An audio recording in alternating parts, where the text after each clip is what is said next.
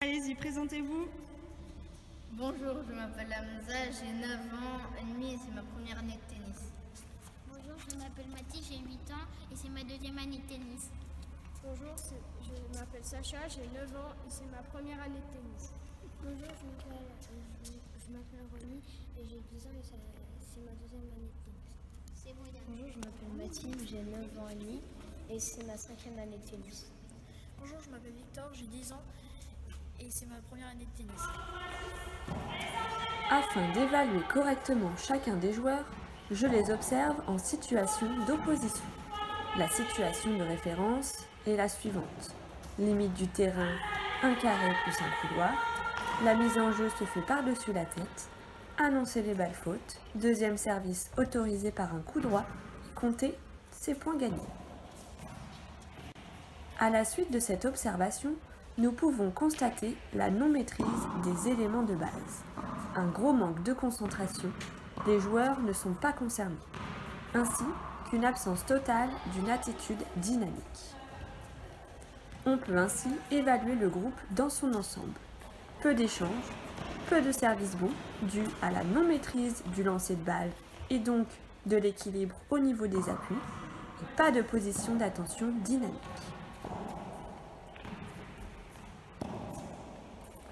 J'ai alors établi un tableau résumant les principaux critères de la grille TTCA concernant le niveau rouge. Voici le tableau au 4 octobre 2019. On peut observer le grand nombre de critères non acquis ainsi qu'en cours d'acquisition.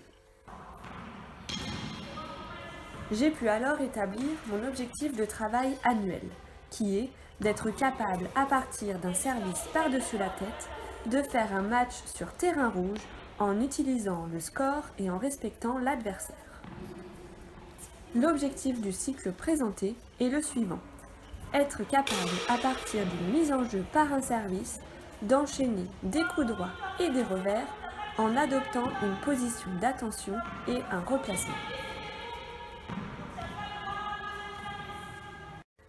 Voici la programmation sur un cycle de 7 semaines sur le secteur du coup droit et du revers.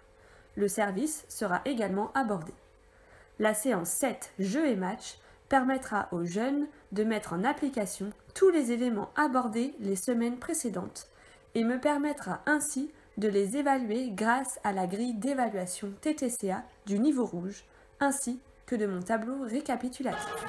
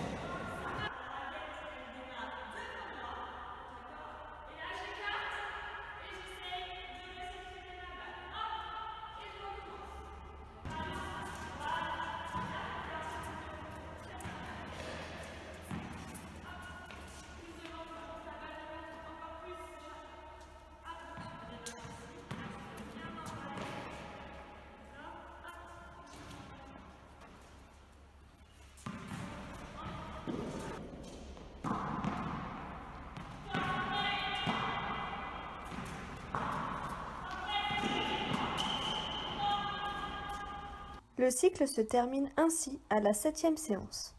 J'ai pu constater des améliorations considérables depuis le début de l'année, notamment au niveau de l'attitude d'attention, de la régularité, du service ainsi que de la mise à distance. Malgré ces évolutions, ils ont encore du mal à orienter le jeu, mais savent maintenant qu'il faut essayer au mieux de jouer là où l'adversaire n'est pas. Sur les 7 séances du cycle, le service a été abordé fortement à 3 reprises. Dans l'ensemble, de réels progrès sont constatés, mais cela n'est pas totalement acquis. De nombreuses séances sont encore nécessaires afin d'automatiser les éléments de base.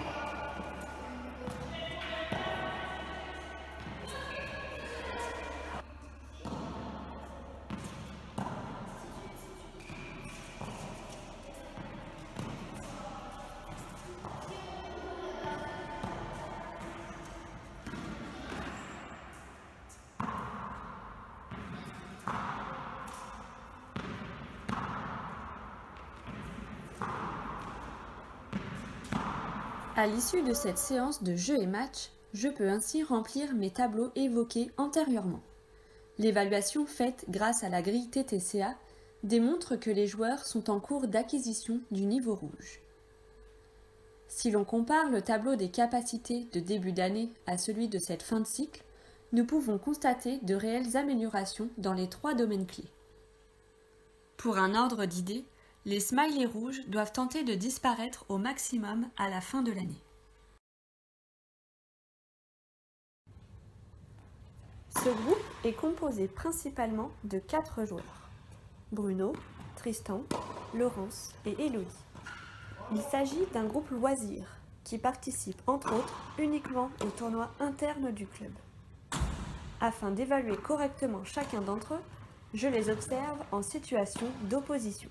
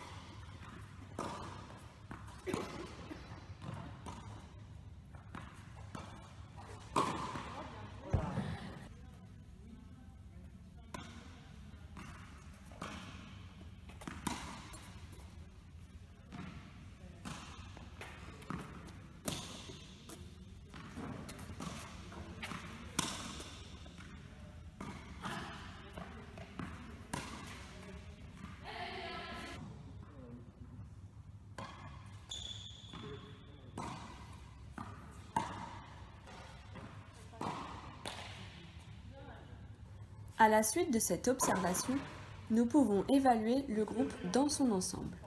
2 observations principales. Soit il y a une faute directe assez rapidement, soit l'échange est plus long, mais quasiment uniquement dans la zone centrale. J'ai alors pu établir mon objectif de travail annuel, qui est d'être capable à partir du service de gagner, construire le point en utilisant l'espace libre sans avoir fait de faute directe lors de la construction. Le travail mis en place tout au long de l'année va alors permettre d'atteindre cet objectif. L'objectif pour moi en tant qu'entraîneur est de les fidéliser au maximum. Il s'agit d'un groupe loisir et la mise en place de situations ludiques va donc être privilégiée. L'objectif du cycle présenté est le suivant: être capable de construire un point en utilisant l'espace libre et en jouant sur les points faibles de l'adversaire.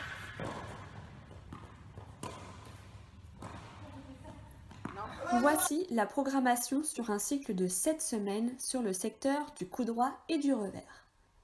La dernière séance permettra aux joueurs de mettre en application tous les éléments abordés les semaines précédentes et me permettra ainsi de les évaluer par rapport à l'objectif fixé. À la rentrée de janvier, une nouvelle joueuse, Perrine, a intégré le groupe. Je n'ai donc pas pu l'observer sous forme d'opposition et l'ai intégrée directement aux différentes situations de travail.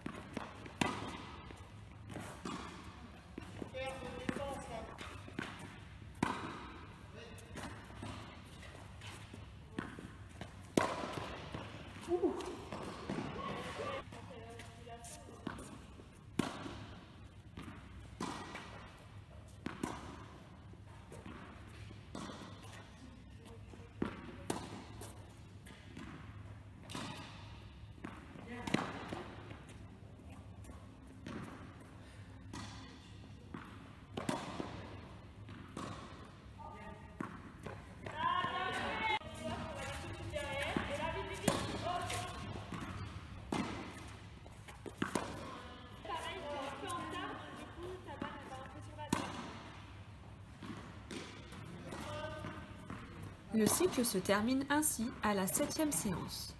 J'ai pu constater des améliorations considérables depuis le début de l'année, notamment au niveau des 2 observations principales qui étaient pour rappel les fautes directes et la zone centrale trop utilisée.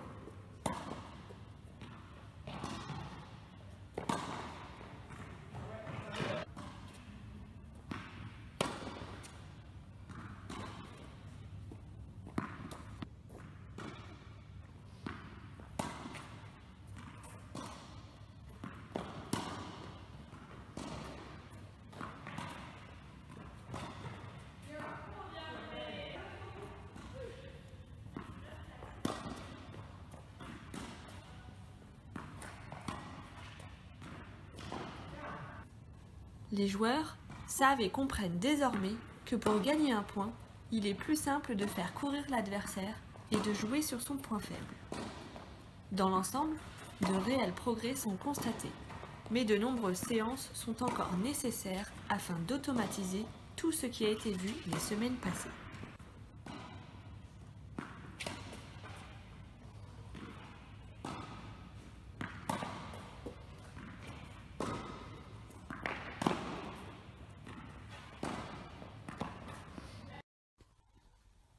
N'ayant pas d'initiateur fédéral ou de CQP-ET dans mes différents clubs, j'ai effectué ma formation de cadre avec l'un des stagiaires de la formation d'IF.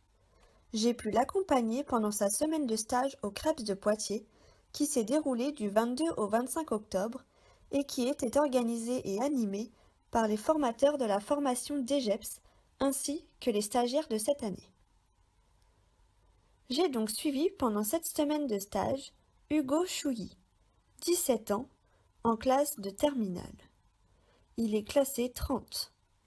Il s'est inscrit à cette formation pour s'investir davantage dans son club, ainsi que pour avoir une expérience supplémentaire avant sa première année de STAPS l'an prochain. Ses attentes étaient diverses: apprendre de nouvelles choses, découvrir le monde de l'encadrement et transmettre sa passion.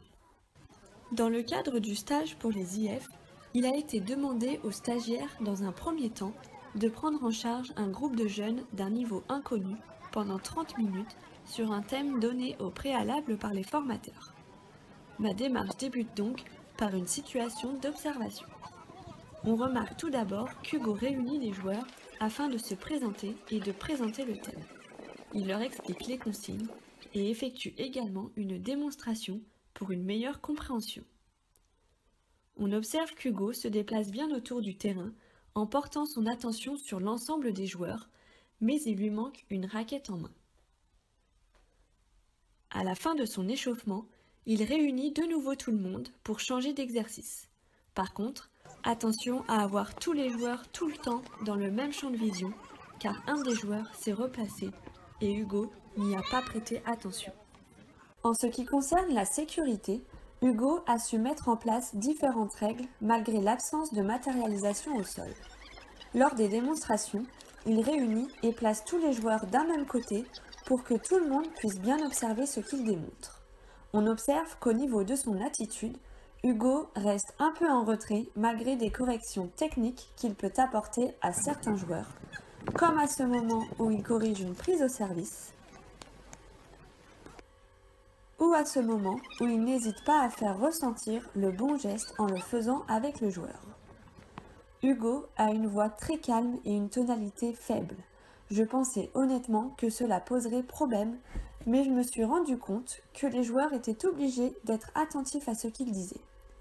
Au niveau de la construction de sa séance, il a respecté la démarche pédagogique, comprenant un échauffement, un corps de séance avec des évolutions, et une situation jouée. À la suite de sa séance, je m'entretiens avec lui pour connaître son ressenti sur ce qu'il venait de réaliser. Au final, j'avais jamais intervenu. Au final, ça s'est bien passé. J'avais peur de ne pas avoir grand chose à dire, de ne pas avoir le ton, ma voix assez fort. Au final, ça allait. J'ai me suis senti plutôt à l'aise. Je lui dresse ainsi un bilan avec les points positifs et les pistes d'amélioration abordées plus tôt et regroupées dans ce tableau.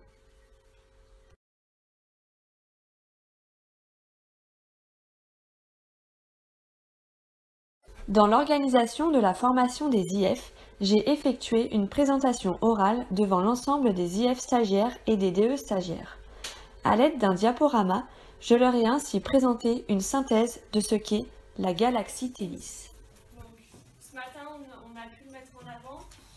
Donc, les objectifs de la galaxie Tennis sont à la fois de fidéliser les enfants et de les amener à la compétition, d'accord, pour que tout le monde puisse faire des matchs à n'importe quel niveau, n'importe quel âge. Comme on a vu ce matin, on a 5 niveaux d'apprentissage, on a 5 terrains différents. Et ces terrains vont permettre aux enfants d'évoluer progressivement. Donc on ne va pas passer du terrain blanc par exemple au terrain vert tout de suite. Il va y avoir des étapes. Voilà, donc comme on a vu ce matin, 5 terrains, terrain blanc avec quel type de balle? Comment elle s'appelle? Balle paille. Ballon paille. Terrain violet. Balle violette. Terrain rouge. Balle rouge, terrain orange, balle orange et terrain vert, balle verte, tout simplement. Donc là, vous avez en image les différents terrains. Donc, terrain blanc, vous êtes sur un demi-terrain dans la largeur du terrain. D'accord. Donc la séparation entre les deux camps se fait par la ligne médiane.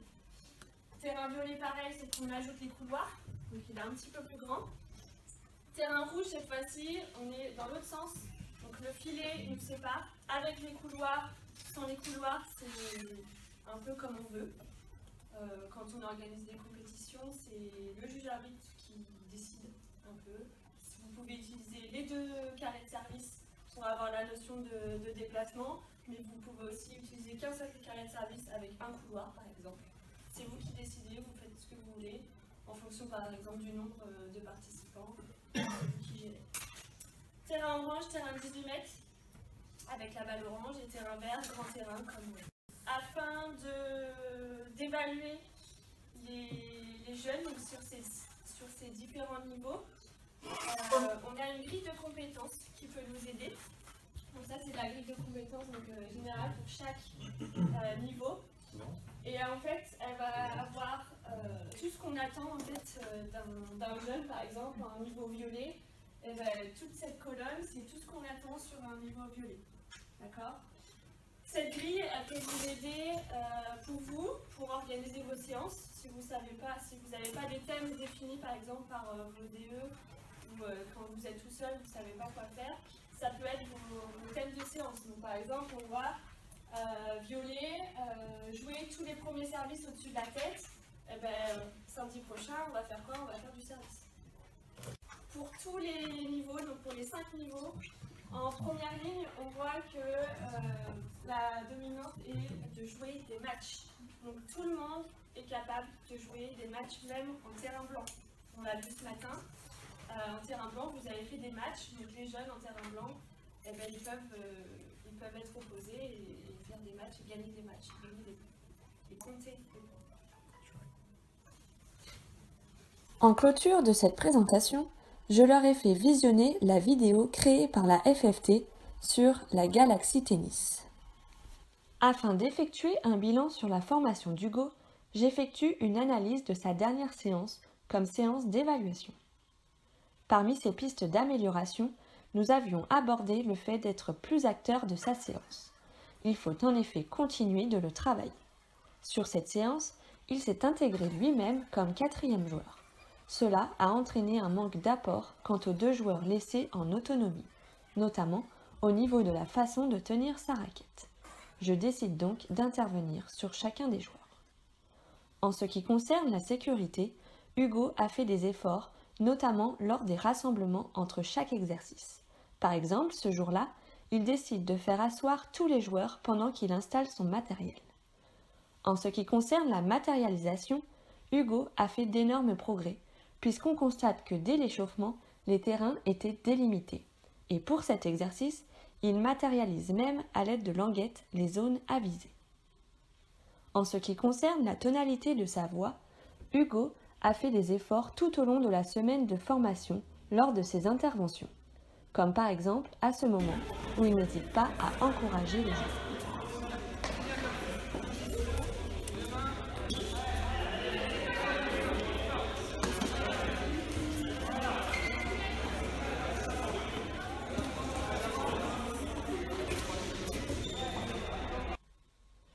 À la fin de la semaine de formation, j'ai transmis une fiche bilan à Hugo, qui a également été transmise à son tuteur dans son club. Cette fiche regroupe tous les points travaillés et a continué de travailler tout au long de son année de formation. Pour conclure, j'aimerais mettre en avant cette semaine de formation, que ce soit pour les IF ou pour nous stagiaires. Les apports ont été riches et c'était un nouvel exercice très intéressant pour nous en tant que formateurs. Cela nous a permis de développer plusieurs de nos qualités, comme par exemple notre capacité d'observation, d'analyse, d'écoute, de confiance, mais également d'améliorer notre œil ou encore de mieux s'exprimer. Cela m'a notamment permis d'avoir une meilleure gestion et un discours adapté avec mon équipe projet, ainsi qu'une meilleure organisation.